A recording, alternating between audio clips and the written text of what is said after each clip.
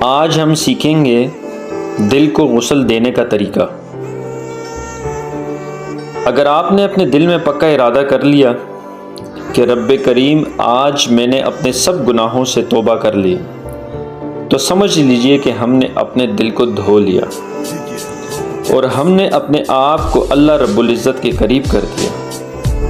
جب تک گناہوں کو نہیں چھوڑیں گے اس وقت تک اللہ رب العزت کا وصل نصیب نہیں ہوگا۔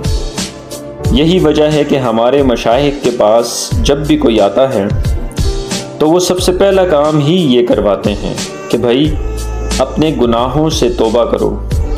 اچھا، بعض اوقات شیطان دل میں یہ بات ڈالتا ہے کہ تو فلاں گناہ نہیں چھوڑ سکتا، تو بھائی اپنے آپ کو سمجھائیں کہ اگر ہم گناہ نہیں چھوڑ سکتے تو اللہ تعالیٰ تو ہم سے گناہ چھڑوا سکتے ہیں۔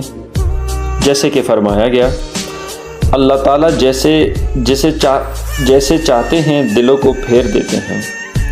اگر اللہ تعالیٰ نے دلوں کو پھیر دیا تو پھر گناہوں کو چھوڑنا آسان ہو جائے گا۔ اس لیے توبہ کرنے کی سچی پکی نیت کر لیجئے اور گناہ کو چھوڑنے کا ارادہ کر لیجئے۔ دل معموم کو مسرور کر دے، دل بے نور کو پر نور کر دے، میرا ظاہر سنور جائے الہی، میرے باطن کی ظلمت دور کر دے۔ انشاءاللہ ملیں گے ایک نیکسٹ ویڈیو کے ساتھ، تب تک کے لیے اجازت، اللہ حافظ۔